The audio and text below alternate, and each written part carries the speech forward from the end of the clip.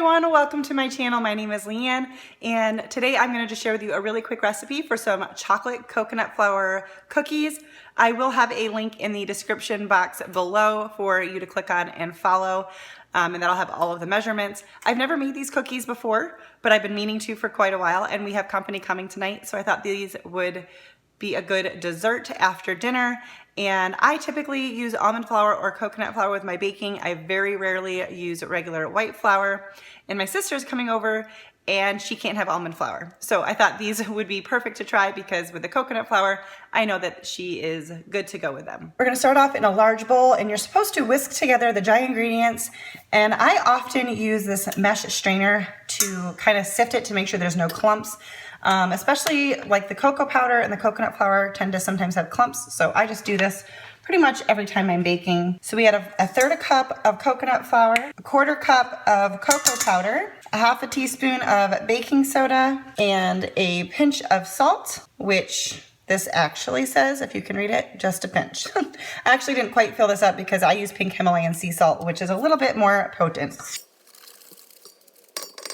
Now in a separate bowl, we're going to whisk together the rest of the ingredients, and I just did it in a measuring cup here. We've got 2 eggs, we've got a third a cup of melted coconut oil, and a quarter cup of maple syrup.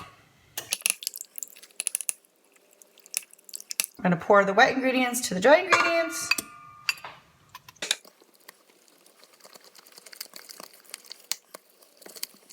Now we're gonna add in a half a cup of chocolate chips and just lightly mix those in. I don't own any cookie scoops, but maybe I should, but I just use spoons. And we're just gonna get some cookie dough and place these on the cookie sheet that is lined with parchment paper.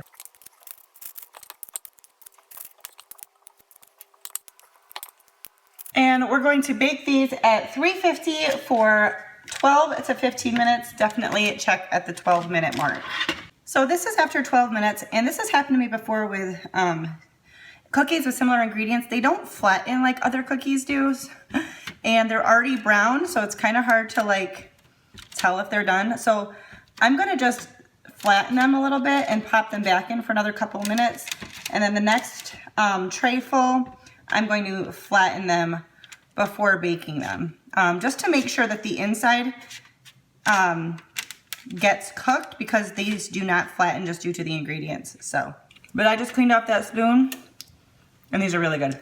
I'm gonna just put them in for literally like maybe a minute and a half, 2 minutes. Okay, so I took that other pan out of the oven for after like 2 minutes. And I'm just letting them cool for a minute on the tray before I try to remove them. But I did want to add just a couple of things. The texture for this kind of baked goods is definitely different if you're not used to it. It's, as you can see, it's a little bit more crumbly. But I wanted to just add that if you do not like the coconut flavor, if you use the refined coconut oil versus the unrefined, so the refined coconut oil does not have any coconut smell or taste. So I like the refined often, or I'm sorry, I like the unrefined often when baking because I think it adds a nice sweet taste to it.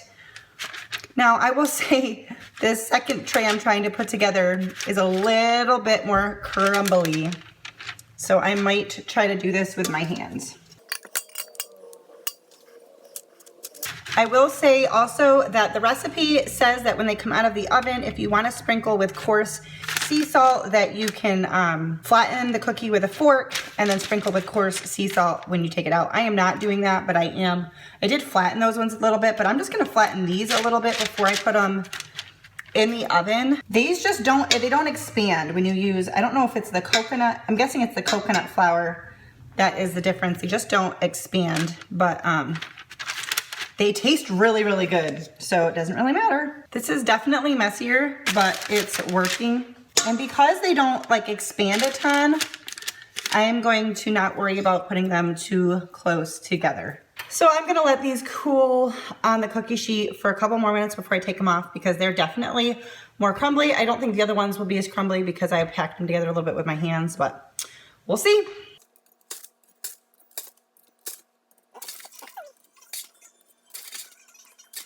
Okay, so my summary of these cookies are, they taste really good.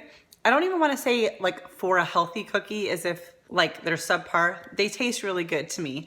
If I had tried harder, I think I could have made them look pretty. I don't really care about that. And the textures are just different to work with when you're using different types of flours. So it didn't really matter to me. Wow, I just got a glimpse of my hair. And sorry about that. These cookies are a win, and thanks so much for watching. If you like this video, please give it a thumbs up and hit the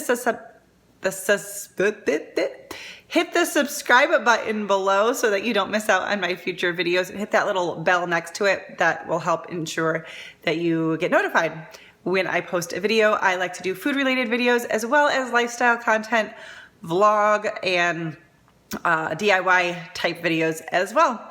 Thanks so much for watching, and I will see you next time.